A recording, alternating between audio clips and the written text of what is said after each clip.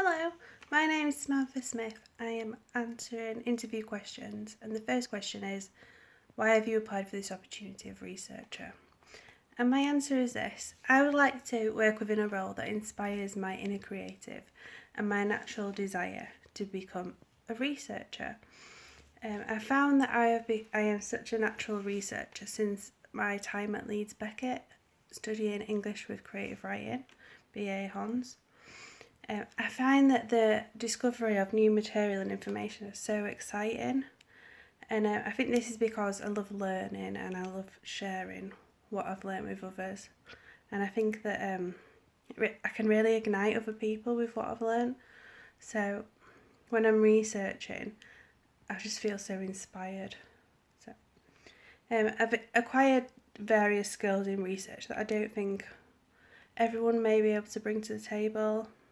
I've got knowledge about online journals, and I've become a member of an online article. I've become a member of the Leeds Library since studying, and I've also learnt from my peers about different ways of finding research. One of my peers, Jamie, on the course, told us about when he went to the library and learnt about the history of what he was researching through using newspaper scanners. So I think that they're really good tools that I could bring on board. And I feel like I would also really like to apply because I know the university well, I know what standards are expected, and I feel that I can, carry on that consistency within the institute.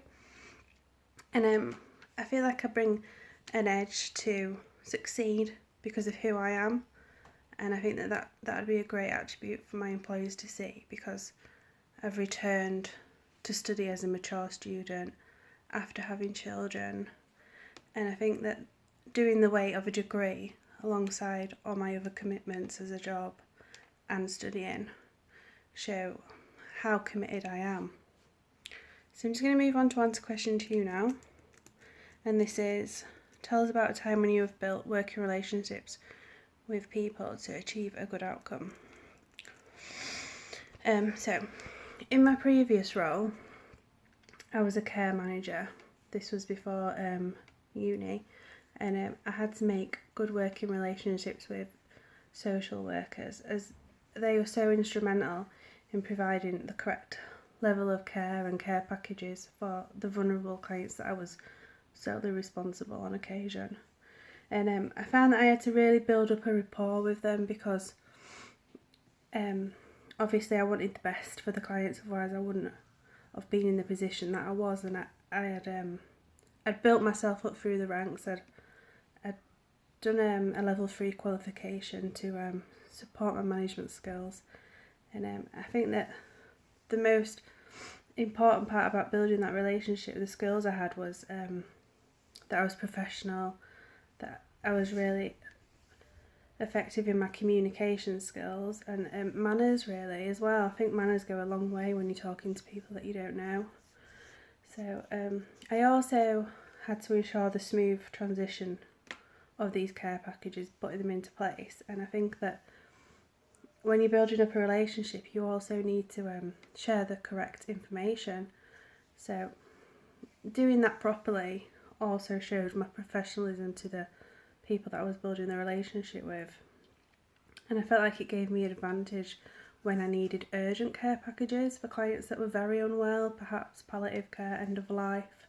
And these social workers that I'd built up a rapport with, that I'd built up a relationship with, they knew, oh yeah, that I was trusted.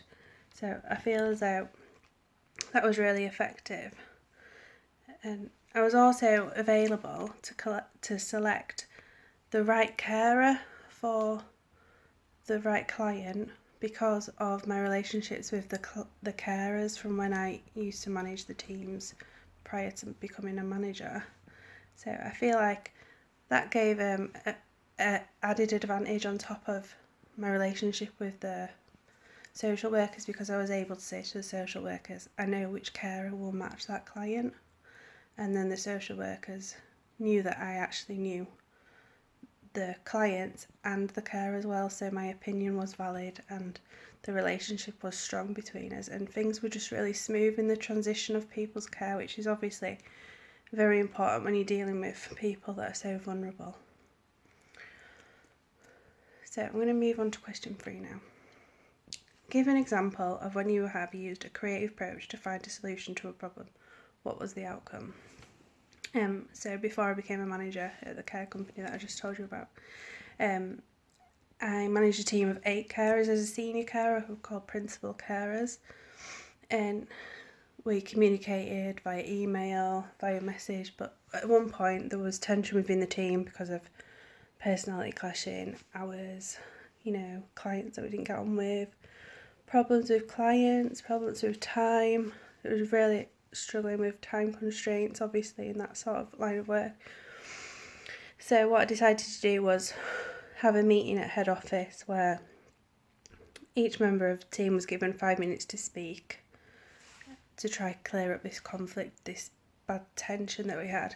And in that 5 minutes, nobody was allowed to interrupt the other person that was speaking. And it meant that everyone could have their say without being interrupted.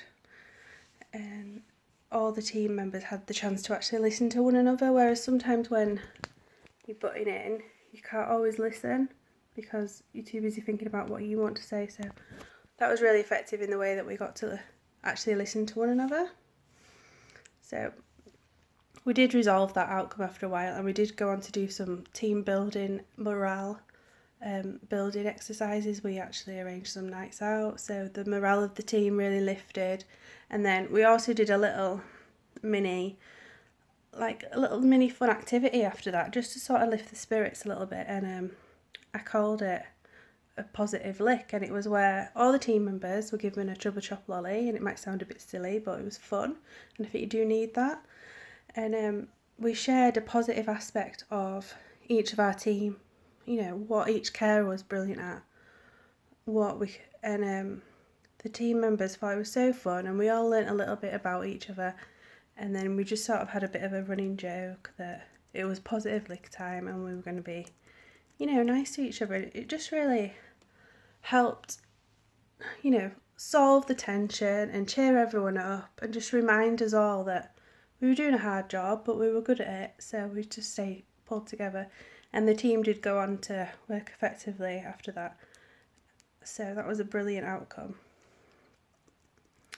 So we'll move on to question 4 now. And this is what motivates me as a person. And I think what motivates me most as a person is that I love learning, I love achieving, and I think achieving probably mostly motivates me because I just feel such a reward from it, and having the knowledge that I'm bettering myself, that I'm becoming a better person, not just personally but in a professional aspect, and really improving my potential as a potential employee. So I think that definitely learning more, and that achieving is a great driver for me, because I like somebody to say, yeah, well done, keep going, you're doing amazing, look at this grade, look at this outcome, look what you've helped achieve within the team. So I do feel like I need that, whatever level I'm at.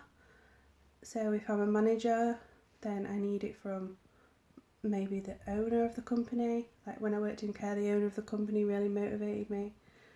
And then when I was a manager of a team, a smaller team, I felt like I could pass that on, and then I had someone assisting me, and I felt like I really inspired them. So I feel like there's 2 different sides to that. You can motivate yourself as well as being motivated by others. So I really do like working as part of a team, but there is that natural leadership skill that I have, and I feel like I really do thrive when I'm succeeding. And so, like for example, when I was at uni, the recognition from the tutors that give me a boost, and the recognition from my peers, and I think approval, it really just gives me the greatest sense of achievement. And I always feel as though wherever I go in life, I would like to continue learning for as long as possible. Thank you for your time. Goodbye.